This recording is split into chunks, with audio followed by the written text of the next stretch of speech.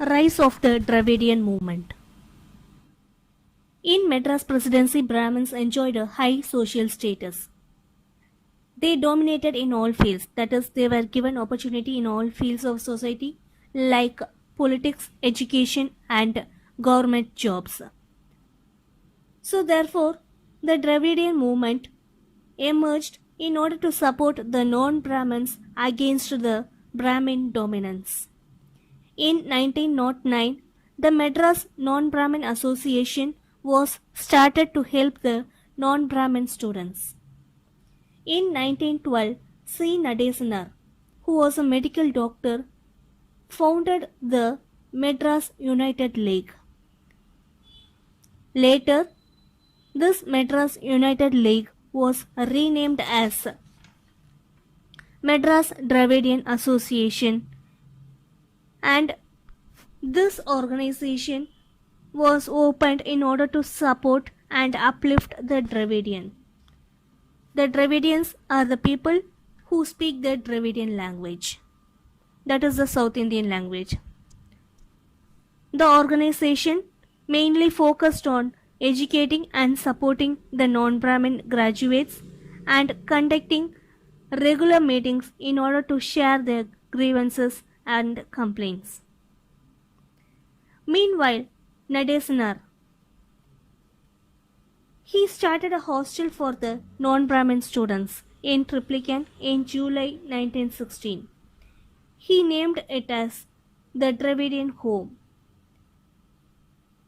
The Dravidian Home had a literary society for the benefit of the non-Brahmin students.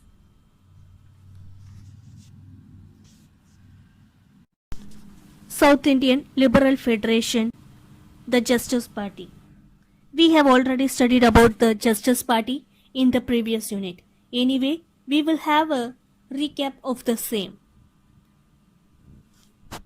The South Indian Liberal Federation was started on 20th November 1916.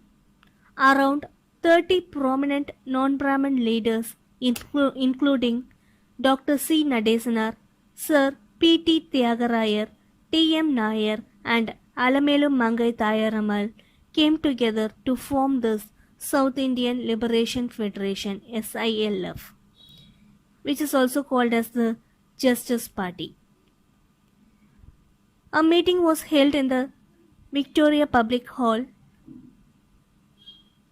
In that meeting, the Non-Brahmin Manifesto was released in December 1916.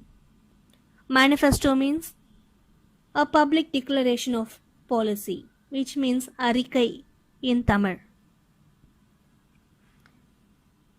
The manifesto included the voice of the non-Brahmin communities.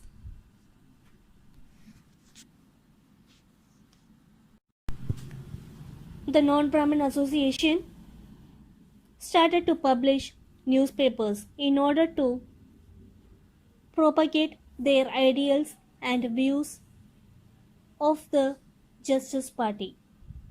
So, in order to propagate their views to the people, they started 3 newspapers in Tamil, English, and Telugu.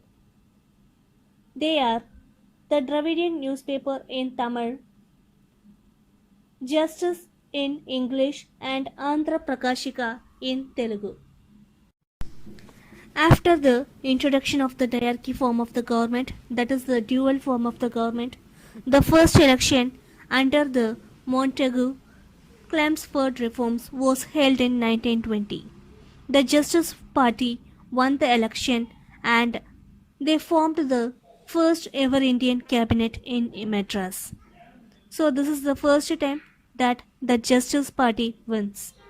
A. Subrailu of the Justice Party became the Chief Minister of the Madras Presidency. The party formed the government during the year 1920 and it lasted up to 1926.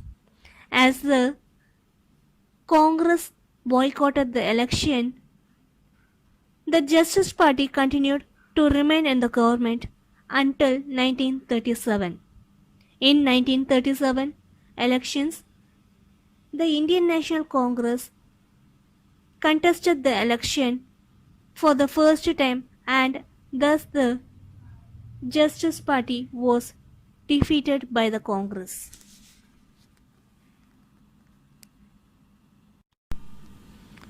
Programs and activities. Now let us see the programs and the activities of the Justice Party. We know that Justice Party supported the non-Brahmins. The Justice Party is the fountainhead of the non-Brahmin movement in the country. After the Justice Party won the election, the Justice Party government widened education and employment opportunity for the majority of the population and created space for the non-Brahmins in the political sphere. Now let us see the contribution of the Justice Party towards the non-Brahmins and the depressed classes. The Justice Party supported the intercaste marriage. The depressed class were given equal opportunity to make use of the public wells and tanks. The Justice Party also ordered public schools to provide admission for the depressed class students. They also established hostels for the depressed class students.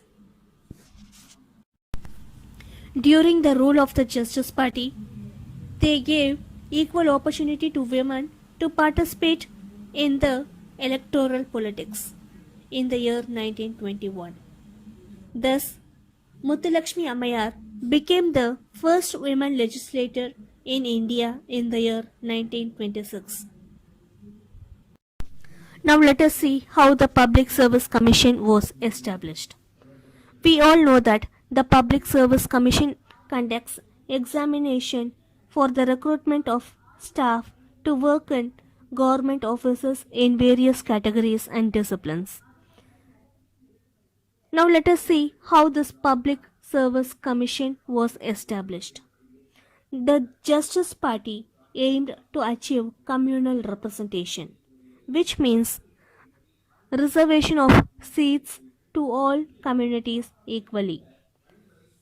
Therefore, two communal government orders were passed to ensure that the appointments are equally distributed among the people of various caste and community. The first communal government order was passed in 16th September 1921 and the second order was passed in 15th August 1922. The Justice Party rule established the Staff Selection Board in 1924 for the selection of government officials. The Justice Party also encouraged all the communities to share the administrative powers. In the year 1929, the government of British India supported this method of staff selection and thus the Public Service Commission was established.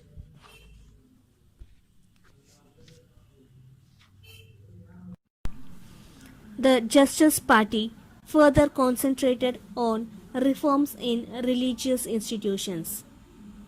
That is, they wanted to make some changes in the religious institutions. The Justice Party introduced the Hindu Religious Endowment Act in the year 1926. According to this act, any individual, irrespective of their caste, can become a member of the temple committee and can govern the resources of the